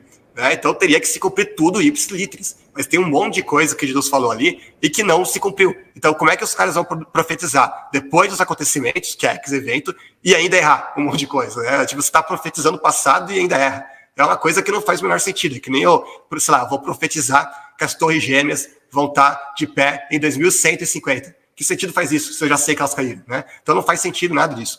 Ele falou, terra para eles não era o mesmo que terra para nós. Ok, mas eu mostrei textos falando de nações e de mundo. Né? Vamos lá voltar para o texto. Lucas 21, 25. Para quem não sabe, Lucas 21 é um paralelo de Mateus 24. Ele vai falar, haverá sinais do sol, na lua, nas estrelas, e na terra as nações, no plural ainda por cima, se verão em angústia e perplexidade com o bramido e a agitação do mar. Quais nações estavam em perplexidade com a guerra de Jerusalém? Verso 26, os homens desmaiarão de terror, apreensivos com o que estará sobrevindo ao mundo, e os poderes celestes serão abalados. Aqui mundo seria só Jerusalém? Meio estranho, né? Usar a palavra mundo para uma cidade só. Né? Bastante estranho, realmente. Aí ele falou, os cristãos fugiram, né, em relação a Jerusalém lá. É exatamente o argumento que eu já tinha dado e que tinha refutado por antecipação. Porque se eles fugiram, por que Jesus teria dito que era para orar para escapar de tudo aquilo?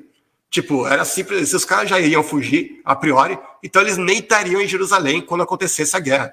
Então, para que eles teriam que orar? Para escapar da guerra? Né? Cara, não faz o menor sentido. Que nem eu, sei lá, eu vou orar aqui para Deus fazer com que eu escape da guerra entre Rússia e Ucrânia. Tipo, que sentido faz uma oração dessas, né? Então é mais um ponto que pesa contra ele, não a favor. Aí ele perguntou sobre quem seria executado o juízo, porque se aquela geração passou, sobre quem foi exercido o juízo, já que aquela geração passou. Bom, primeiro, a geração, ela não passou, porque a geração não era cronológica. Eu já mostrei isso, citando todos os textos onde Jesus usa a palavra genear. A geração de pessoas más... Um minuto, Lucas. Beleza. A geração de pessoas más continuou existindo depois daquela época e existe até hoje. Que ele está pressupondo que Jesus falava de uma geração cronológica, que eu já mostrei que não é o caso. Agora pausa meu tempo só para mostrar os textos aqui, por favor. Pode colocar na tela, por favor? Tá. Então vamos refutar então, isso que ele falou aqui. Né? O mesmo argumento, inclusive, que já tinha citado no vídeo dele. O texto vai falar da volta de Jesus, quando todos vão ser julgados para prestar conta dos seus atos, inclusive os ímpios daquela época, mas também todos desde o começo até o fim dos tempos. Por isso que Jesus falou de Abel até Zacarias. Aí ele vai dizer, por exemplo, então aparecerá no céu o céu do Filho do Homem, vindo nas nuvens do céu com grande poder e glória. E o que acontece na volta de Jesus? O próprio evangelista Mateus disse, né, citando Jesus também, que quando o Filho do Homem vier, todas as nações serão reunidas diante dele, para tanto os salvos serem recompensados, quanto os ímpios serem condenados. Paulo falou que na volta de Jesus ele há de julgar os vivos e os mortos, e também que é para esperar até que o Senhor venha, porque é aí que ele vai julgar. Ou seja, na volta de Jesus ocorre justamente o juízo, que é usado também em Mateus 24 com a figura do estar às portas. O juiz estar às portas, esse estar às portas... tá bom, depois eu volto. Beleza, 5 minutos para o João Alves. Ok, Galvão, obrigado. Pode começar. O que o professor Lucas colocou sobre o mordomo infiel, realmente é um título, mas o próprio contexto da parábola mostra a infidelidade e a má índole do tal mordomo. Então, portanto, é realmente uma geração negativa. Ele está falando de uma geração negativa? Se eu falo filho das trevas, o que eu estou falando? Uma geração negativa. Óbvio, né? Não preciso ir muito longe além disso. Com relação a Paulo e o evangelho pregado a todo mundo, Colossenses 1, verso 23, eu vou ler para os senhores, se na verdade permanecerdes fundados firmes na fé, e não vos moverdes da esperança do evangelho que tendes ouvido, o qual foi pregado a toda criatura que há debaixo do céu, e do qual eu, Paulo, fui feito ministro. Refutado. Então, o que acontece aqui é uma ideia de relação à geração, por exemplo, que seria uma geração ímpia, enfim, eu falei sobre recair. Quando Jesus fala sobre que eles mataram os profetas, mataram Abel e tal, ele está falando, logicamente, como um compartilhamento de culpa, pelo fato de que, no momento em que ele estava falando, ele estava experimentando a mesma rejeição que os antigos experimentaram. Ele está falando da sua rejeição. E Jesus viveu, senhores, de acordo com os textos, 2000 anos atrás. Então ele está falando exatamente da ideia da sua própria rejeição, assim como os outros foram rejeitados, né, de acordo com o Evangelho, lá no passado. Então, que lógica faz? Ele está falando de si mesmo, da geração que o rejeitou. Ou seja, logicamente, muitos depois, inclusive os judeus, aceitaram-no como Messias. Então, não tem cabimento, não tem lógica isso. Com relação às nações que fugiram, sobre o orar, por exemplo, muito me impressiona o professor Lucas ser cristão e não saber que as pessoas devem orar sem cessar, que é um mandamento evangélico, inclusive. Logicamente que as pessoas fazem todas as coisas por meio da oração, inclusive o cristão faz isso, deve fazer isso. Então, lógico, eles estariam orando o tempo todo, para que estivessem livres. E, de fato, de acordo com o Panarion de Epifânio, essas pessoas foram realmente livres. Elas fugiram e foram para a Gaula Nítida. Pesquisa, senhores, dá um Google. Na Gaula Nítida, Epifânio, Panarion. Está muito claro isso. E as nações que estavam ali envolvidas no conflito, na verdade, representam toda a região da Judéia, que era cercada pela Galileia, que era cercada pela Gaula Nítida, era cercada por Decápolis, logicamente, e todas as nações foram afetadas pela invasão de Tito Flávio Vespasiano. Sim. Então, o que estamos tratando aqui, na verdade, é a hecatombe do Estado judeu, no ano 70, a destruição da sua economia do templo e uma nova sistematização de coisas, em que Paulo já fala, inclusive, isso, e muitos, inclusive, da própria patrística já falam sobre isso, sobre a ideia de que a igreja, que o cristianismo substitui uma nova era, entra uma nova era, a era da igreja, posterior à era, então, da hecatombe judaica no ano 70, que já estava, digamos, de certa forma, apontada nos profetas. Porém, o evangelista escreve ex evento. E eu não falei, logicamente, que alguém aqui está mentindo. Eu estou falando simplesmente da falta de potencial e de conhecimento acadêmico dos cristãos que, infelizmente, advogam a Cristo, mas não entendem as palavras que ele diz. Muito obrigado, senhores. Tem um minuto ainda, Augusto. Eu dispenso. Ok, então. Então, pessoal, eu agora vamos para um outro momento, né? Onde eu irei fazer perguntas do chat, tá bom? E a quem eu direcionar a pergunta terá 13 minutos para responder a mesma. Apesar que eu vi aqui que o pessoal não fez tanta pergunta, o pessoal termina fazendo análise crítica do que está sendo dito na live, porém, sem fazer diretamente uma pergunta aos senhores. Houve 3 perguntas aqui que eu favoritei, né, no decorrer da live. Uma é o do Coringa, essa daqui eu não sei para quem ele está direcionando, né? Mas aí um dos senhores podem aí se manifestar, caso queiram responder. Essa pergunta é para ele, porque é uma pergunta que compromete o preterismo, caso. Tá bom. Diz assim, a vinda de Cristo está associada a Zacarias 14:5. O contexto não é só de destruição do templo, mas também de destruição destes que destroem a cidade. Pergunto, em 70 depois de Cristo, as legiões romanas foram destruídas? E aí, 3 minutos, então, para o professor Alves. Bom, primeiramente, essa ideia da vinda de Cristo associada a Zacarias 14, verso 5, é uma associação cristã. Eu deixar bem claro isso. Não é uma associação, por exemplo, do próprio profeta. Isso é uma interpretação. Então, vamos trabalhar primeiramente Mas mesmo assim, vamos trabalhar com isso. Né? Ocorre que todas as nações, de acordo com o espectro bíblico mais amplo dos profetas Jeremias, Isaías, enfim, as nações que, de certa forma,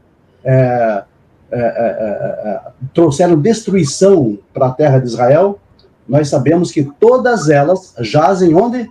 No pó. E Roma, ela já estava fraca, inclusive, no século III, século IV, quando ela fez a associação com a igreja cristã por meio de Constantino, né? E ela foi subvertida no ano 476 e virou simplesmente ela virou uma província e desapareceu para a história. E todos os reinos antigos foram simplesmente destruídos. Onde está a Babilônia? Média Pérsia. Onde está a Grécia? A glória da Grécia. Onde está a glória da Média Pérsia? A glória da Babilônia. A glória de Roma. E os judeus estão entre nós até os dias de hoje. Então, sim, eles foram destruídos. Não no momento, talvez, que a gente entenda ou pretenda entender. Mas foram destruídos, sim, sem sombra de dúvidas. Agora, com relação ao contexto de Zacarias 14, verso 5, é um trabalho à parte, que a gente tem que estudar à parte esse trabalho. Mas, de certa forma, a resposta é sim, todos foram decididamente destruídos. Não existe mais a glória da Babilônia, não existe mais a glória da Média Pérsia, não existe mais a glória da Grécia clássica e da Roma, que simplesmente foi subvertido a pó. E o povo de Israel continua vivo entre nós até os dias de hoje. Am Israel Chai. O povo judeu ainda vive. O povo de Israel ainda vive. Muito obrigado, Galvão. Ok, tranquilo. Teve uma pergunta aqui que foi emitida agora para o Lucas Banzoli. Deixa eu ver aqui. Essa daqui, cadê? Investigador de mitologias. Pergunta aí para o Lucas se o sumo sacerdote viu Jesus no seu reino. Eu acho que ele está falando o quê? O sumo sacerdote aqui do livro do texto aqui de Zacarias? O texto não fala de Zacarias, não. Ele está se referindo aqui, sabe, Lucas? Bom, eu acho que ele está se referindo nesse texto. O cronômetro está errado, Galvão. Certo. Pode falar. Eu acredito que ele esteja se referindo nesse texto àquela passagem onde Jesus fala que Caifás iria ver a vinda dele, né? Só que tem um problema, porque Caifás, isso aqui é um argumento muito para contextualizar, é um argumento que muitos preteristas vão usar, vão falar, tá vendo, Caifás, ele não, tá provado que Caifás estaria vivo até a volta de 70, porque Jesus falou que ele ia ver Jesus voltar, né? Então, teoricamente, essa vinda só podia ser a vinda em juízo em 70, e Caifás estaria lá, iria ver Jesus voltar, e foi isso que ele estava falando. Só que é impossível que essa seja a interpretação correta, porque historicamente, eu vou até confirmar aqui o ano exato, mas, bom, aqui, depois eu posso melhorar, mas Caifás, ele morre, se eu não, salvo engano, 3 ou 4 anos depois de ele ter julgado Jesus. Muito pouco. Inclusive, isso já foi provado historicamente. Tem José que fala disso. E contrário, inclusive, o túmulo de Caifás, e provaram isso também. Ou seja, Caifás não estava vivo até 70 depois de Cristo para ver Jesus voltar em 70. Né? Então, é uma interpretação completamente absurda, uma interpretação dessas. E ainda mais para ele que diz que as profecias do Novo Testamento são profecias ex-evento, e ele falou aqui que o Novo Testamento foi escrito depois do ano 70, ou seja, lá no final do primeiro século, talvez no segundo, como alguns ateus liberais dizem. Então, como é que eles poderiam errar algo tão simples como isso? Né? Seria algo absurdo. Então, isso não prova que a vinda de Jesus foi a vinda de 70. Pelo contrário, isso prova que não se aplica de modo nenhum a vinda de 70. De que modo que isso pode ter acontecido? Ou ele estava falando de que Caifás iria ressuscitar para ver Jesus voltar em glória, é uma das interpretações possíveis, ou Caifás ali é um representativo dos ímpios, né? Porque ele não fala apenas de Caifás, mas é um representativo dos ímpios que estarão vivos na época da volta de Jesus para ver ele voltar, porque, como eu falei, a geração ali é uma geração qualitativa e não uma geração quantitativa. Então, pegar esse texto aqui para interpretar a favor do preterismo, não, isso aqui é uma coisa absurda, ainda mais quando você interpreta ex-evento. Porque se o evangelista estivesse escrevendo isso daí, sei lá, 1 ano depois da morte de Jesus, beleza, né? Poderia ter falado isso, errou, paciência. Mas escrevendo depois de 70 e ter falado isso de alguém que já tinha morrido décadas antes, é completamente absurdo, né? Beleza, Lucas, tranquilo. Tem outra pergunta aqui, deixa eu só refazer aqui o tempo. Tem uma pergunta agora aqui que foi direcionada para o professor Alves. Deixa eu ver aqui a pergunta. Aqui. Pergunto para o monoteísta. Jesus deu um prazo com a suposta geração de 40 anos. Como então interpretar o verso 36, na qual Jesus afirma que nem ele e nem os anjos sabiam do tempo do fim? Ok, posso, Galvão? Pode, sim. Muito bem, Marisvan, é o seguinte, Jesus não precisou, ele não falou, eu venho no dia 2 de novembro de 2024. Ele falou, não passará essa geração. Geração, de acordo com o GNA, de acordo com a língua e a cultura grega, são 33 anos, ok? 33 anos. Lógico que o contexto não era um contexto grego, era um contexto semita também, porque Jesus era semita, né? Mas, digamos que o contexto de geração fosse uma faixa de 30 ou 40 anos, um lapso de 30 ou 40 anos, isso não é uma precisão. Ele falou que simplesmente não passaria aquela geração.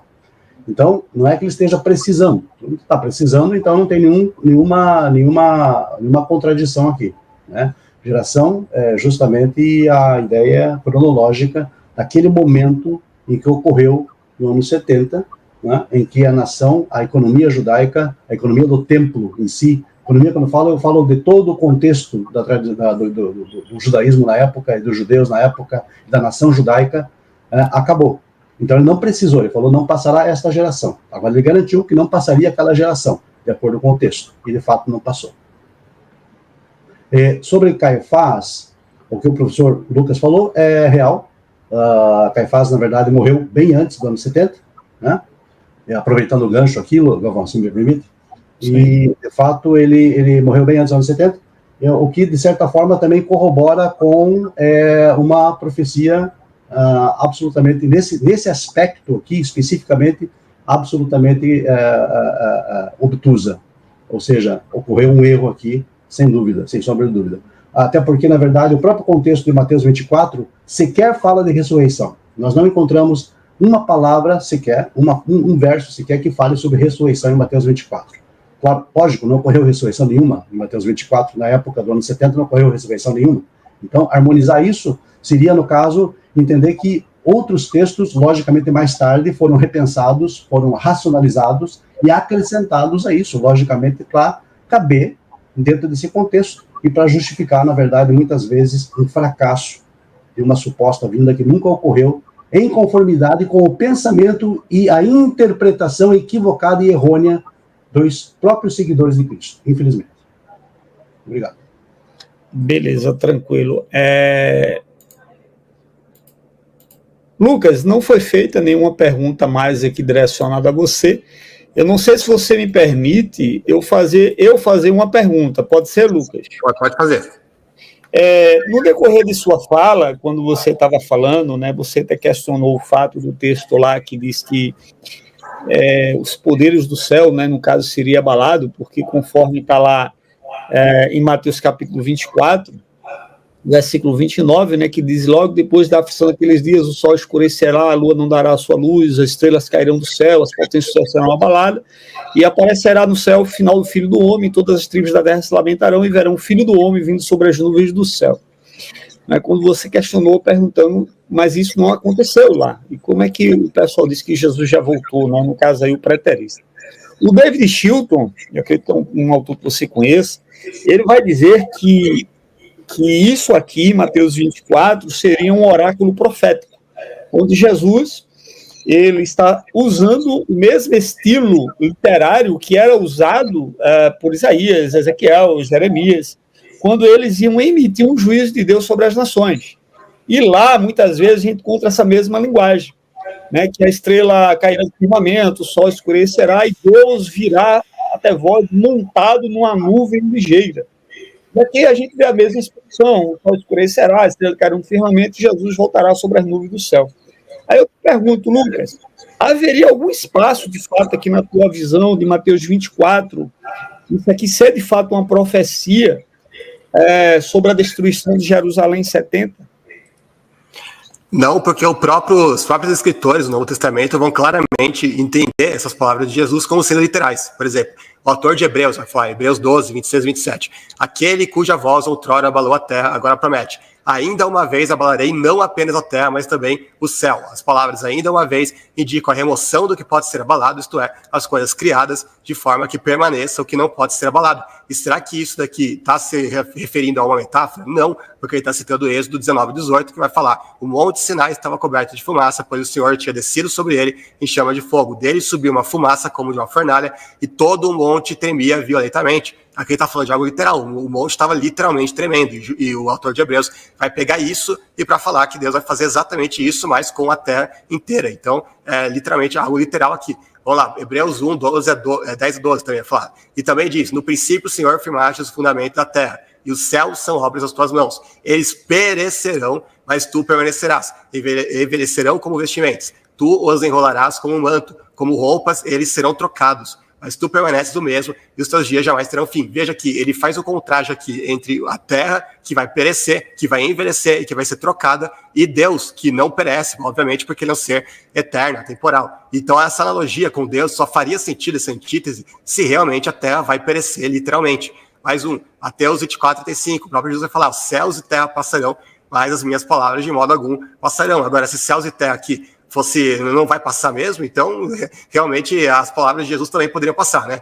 É uma coisa assim que seria literalmente uma mentira na boca de Jesus, se bem que ele diz que pode ter sido o caso, né? Enfim, mas 2 Pedro 3,10, os céus desaparecerão com um grande estrondo, e os elementos serão desfeitos pelo calor, e a terra e tudo que nela há será desnudada. E para piorar, ele ainda vai fazer um paralelo com o dilúvio. Se a gente pega no contexto ali de 2 Pedro 3, ele vai fazer um paralelo com o dilúvio. A mesma coisa aconteceu no dilúvio vai acontecer quando Jesus voltar. O dilúvio destruiu pela água todos os ímpios. Na volta de Jesus, todos os ímpios vão ser destruídos, só que pelo fogo. Essa é a diferença entre a volta de Jesus e aquilo que aconteceu no dilúvio. Então, todos os escritores bíblicos, quero ver alguém dizer para mim, o único escritor neotestamentário que vai entender isso de uma forma simbólica, metafórica, né? Alguma coisa do tipo. Todos eles vão entender de uma forma literal, né? Ali no contexto, né? Inclusive o Pedro vai dizer: mas eles deliberadamente se esquecem que há muito tempo, pela palavra de Deus, existiam céus e terra, esta formada da água e pela água o mundo daquele tempo foi submerso e destruído pela mesma palavra.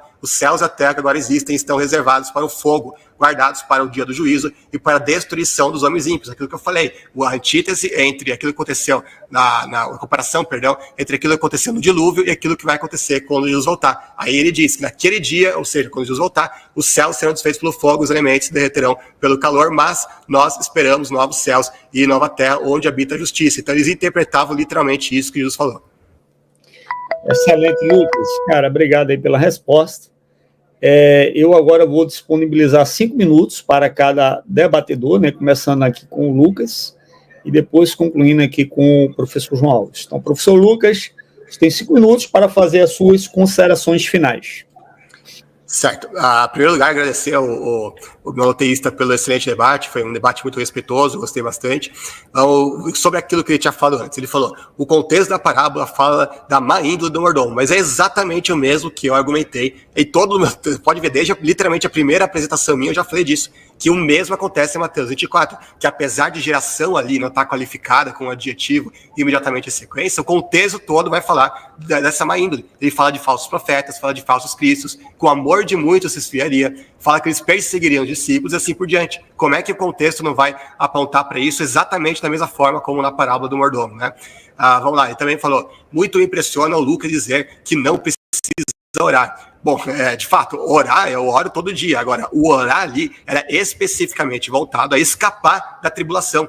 Então, como cristão, claro que eu vou orar sempre, mas isso não significa que eu vá orar para Deus me livrar da guerra da Ucrânia, por exemplo. Porque é disso que eu estou falando, entende? Não é o que você vai orar, mas sim sobre o que você vai orar. Não faz sentido orar sobre algo absurdo, porque se ele mesmo diz que os discípulos de Jesus nem estariam mais em Jerusalém, ele acabou de falar isso na vez passada dele, que sentido faria orar para eles não passarem para aquilo que iria acontecer na grande tribulação? Essa grande tribulação era apenas uma guerra local que acontecia em Jerusalém. Então é algo que não faz o menor sentido, é preciso contextualizar essa oração. Colossenses 1:23, ele falou, ele leu uma versão lá, tem outras versões que vão traduzir assim: desde que continuem alicerçados e firmes à fé, sem se afastarem da esperança do evangelho que vocês ouviram e que tem sido proclamado a todos que estão debaixo do céu, e não que já foi proclamado, todo mundo já ouviu, até porque seria uma mentira, né, se Paulo tivesse dito isso, já que o evangelho não tinha chegado nem na Espanha ainda, quanto menos a todos que estão debaixo do céu. O mundo inteiro já teria ouvido a palavra? Claro que não era o caso. Vamos lá. Ele também falou, a profecia sobre Caifás é falsa, né?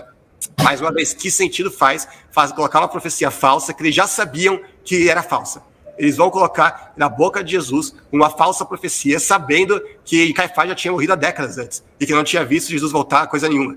Né? Então, é o mesmo problema que eu argumentei lá no meu primeiro slide, eu já tinha argumentado isso, e ele não refutou isso em momento nenhum. Né? Pelo contrário, no começo ele fala, não é falsa profecia, eu não falei isso, eu falei C, aí depois ele falou que é ex-evento e tal, e agora fala que é falso mesmo, né? A questão do Caifás. Aí eu volto à questão, os caras vão escrever um evangelho na intenção de converter as pessoas ao cristianismo, né? De apresentar para as pessoas acreditarem em Jesus, e que eles decidem, vou meter aqui uma falsa profecia na boca de Jesus. Né? Que sentido faz isso? Não faz o menor sentido, é algo que ele não refutou o debate inteiro. No vídeo dele, inclusive, ele tinha tentado rebater isso, mas aí eu já tinha preparado um monte de coisa aqui para refutar, mas como ele nem entrou nisso, infelizmente não vou ter como apresentar. Talvez um dia no meu canal eu apresente essas refutações. Sobre Zacarias 14, que também foi abordado, o problema é que Zacarias 14, que eu não sei se ele entendeu direito a pergunta que foi feita para ele, o problema ali é que Israel vence a guerra, e no preterismo, Israel perde a guerra. Esse é o grande problema, não apenas ali, tem vários textos do Antigo Testamento onde Israel vence esse confronto do dia do Senhor, né, o dia escatológico, o dia do juízo final. E ali, na interpretação dos preteristas, o que aconteceu em 70, foi que os judeus literalmente perderam a guerra, Jerusalém foi totalmente destruída e tudo mais. Né? Então é um contraste muito, muito grande. Agora, pausa meu tempo rapidinho, Galvão, porque eu vou compartilhar a tela novamente onde eu tinha parado.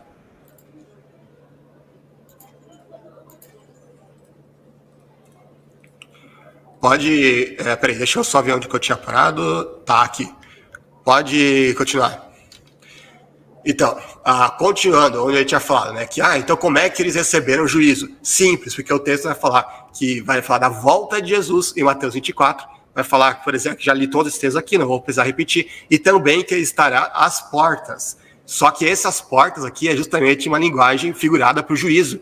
Tiago, ele vai dizer, sejam também pacientes e fortaleçam o coração, pois a vinda do Senhor está próxima. Irmãos, não se queixem uns dos outros, porque para que não sejamos julgados. O juiz está às portas. Então, esse estar às portas é uma linguagem de juízo. A mesma coisa que Jesus, o mesmo Jesus que falou em Mateus 24, do capítulo seguinte, Mateus 25, fala dele vir em glória, colocar as ações, uma à esquerda, outra à direita, condenar os ímpios e dar galardão para os justos. Então, óbvio que... Minuto, Lucas. Beleza. Então é óbvio que aquelas pessoas, aquela geração de Jesus, a geração cronológica mesmo, também estariam incluídas nessa sentença que Jesus falou. Por quê? Porque elas também seriam julgadas e elas também seriam condenadas por todos os pecados que elas cometeram. Isso não está sendo negado aqui.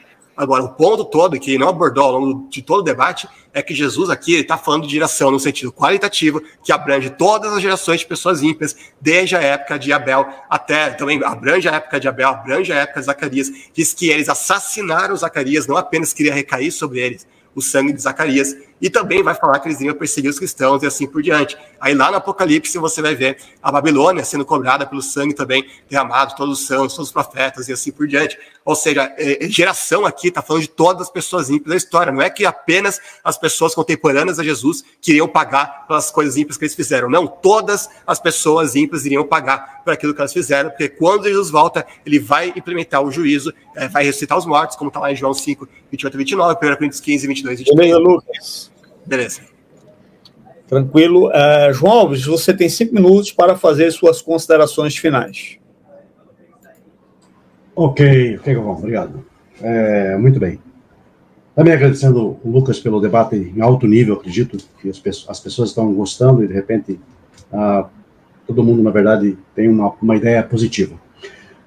Sobre a questão do Caifás, acredito que o texto, na verdade, implica, talvez, nos eventos posteriores ao Evangelho, com relação à crucificação e à hipotética ressurreição de Jesus e a sua, enfim, glorificação posterior, de acordo com os Evangelhos, que Caifás ficou sabendo de uma forma ou de outra.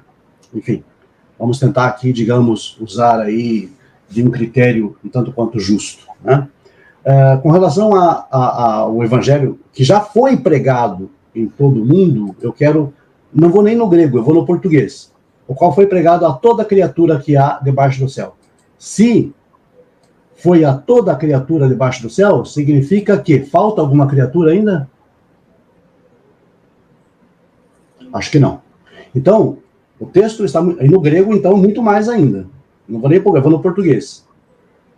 A toda criatura significa a toda, sem exceção, debaixo do céu.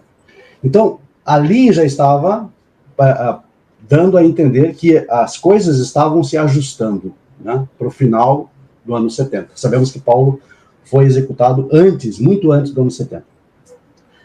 Com relação à ideia da geração em si, mais uma vez eu tenho que insistir nessa questão. Se aquela geração passasse, sobre quem seria exercido o juízo?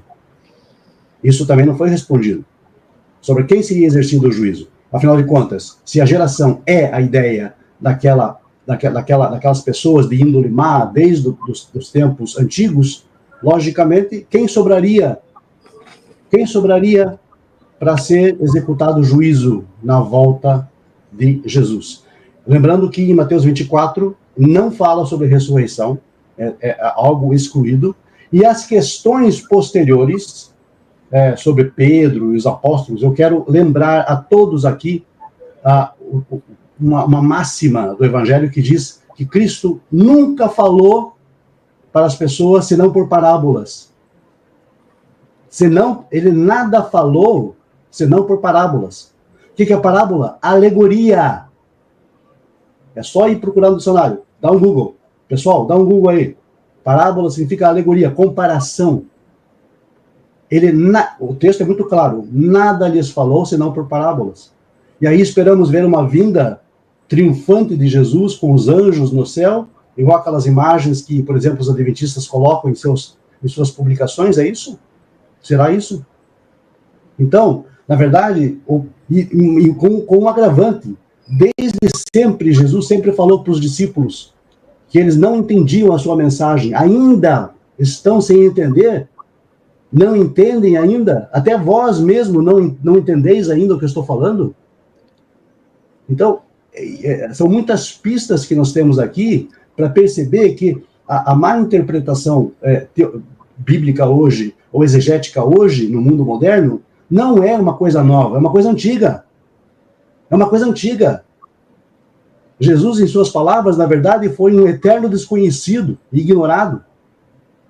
Tanto é que a história posterior nos mostra as graves conturbações pelas quais o próprio cristianismo passou ao longo dos tempos, se desvirtuando, inclusive, da própria mensagem antiga. É óbvio isso, esse é um sinal óbvio, que ninguém entendeu nada. As pessoas não entenderam nada acerca do que ele falou. Na verdade, nós temos hoje aqui pessoas que se dedicam, sim, mas o problema é que as mensagens dele, na verdade, são alegorias. O tempo todo, ele falou, nada falou a eles, a não ser por parábolas. E essa vinda gloriosa, como se espera no capítulo 24 de Mateus, está vinculada a Isaías 13, eu repito, onde o próprio Deus vem, de acordo com o texto. Leiam, senhores. Só que não é Deus que vem, quem vem é Ciro e Dario e Gobrias, para destruir o Império Babilônico. Tal como foi Tito no ano 70, para executar juízo, assim como foi Nabucodonosor, chamado de meu servo, por Deus, quando veio trazer juízo para o reino de Judá. Ora, é isso. Muito obrigado por